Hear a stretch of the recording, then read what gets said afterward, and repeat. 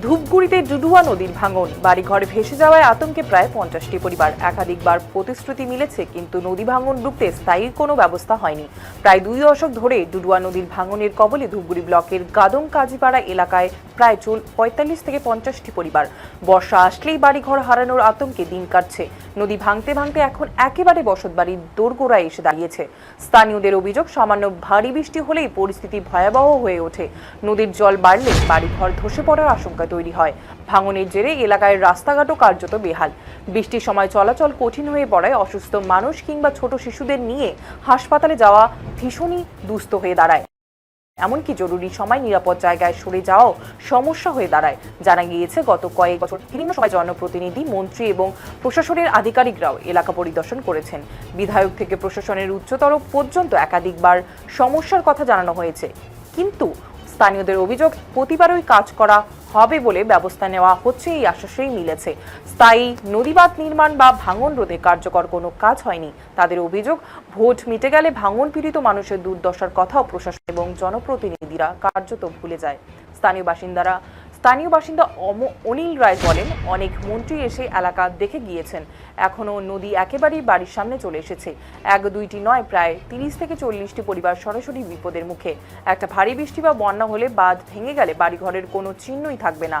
আর এক বাসিন্দা মল্লিকা বেগম বলেন, প্রায় 20 বছর ধরে নদীর ভাঙন দেখছি। বর্ষা আসলেই ছোট সন্তানদের নিয়ে আতঙ্কে থাকতে হয়।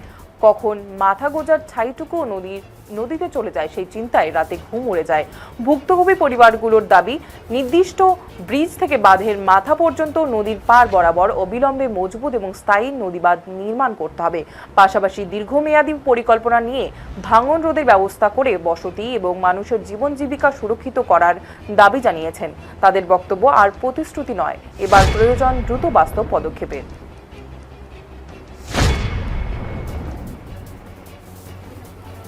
সবাইকে ধরে যাবে যা যা ফটো করেছে।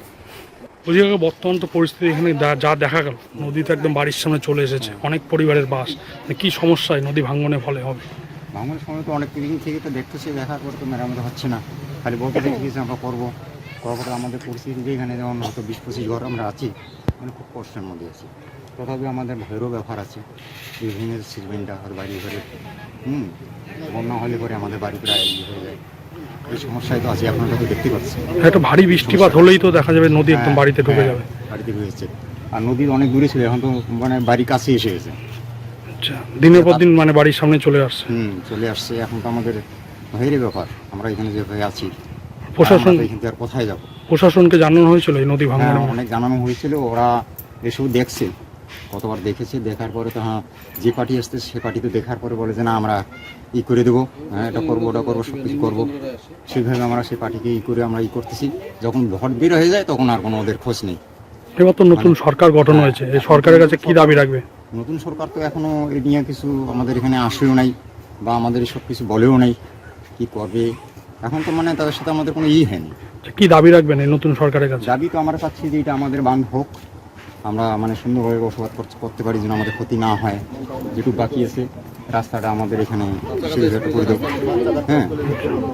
মানে বর্ষা তো খুবই অসুবিধা। আপনারা তো দেখছেন এখন শুকনোর সময় আসছে, যখন বৃষ্টি হয় তখন আমরা চলতেই পারিনি রাস্তা দিয়ে।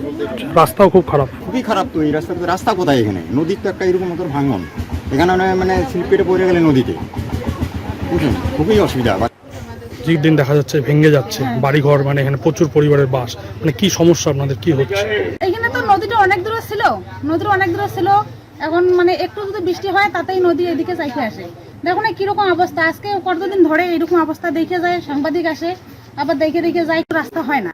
কিন্তু এখানে একটা বাঁধ হওয়া খুব দরকার। এখানে অনেক ছোট ছোট বাচ্চা আছে, নদী পাশে আছে, কিন্তু কেউ মানে গাছ লাগায় না। কতদিন ধরে এই সমস্যা?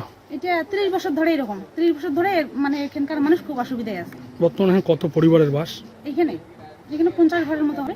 এই যে নদী তো এখন দেখা যাচ্ছে যে একবারে মানে বাড়ির সামনেই চলে আসছে। হ্যাঁ, নদীর সামনেই চলে আসছে, কিন্তু এরা মানে যদি কোনোদিন হয়, বন্যা টন্যা হয়, তাহলে এরা মানে ঘরের ভিতরে খুব আতঙ্কে থাকে যে কখন যে দম মানে ভেঙে যাবে, কখন এরা বাড়ির থেকে মানে ভিতরে আসবে। কোন নদী এটা? এটা ডুডুয়া নদী।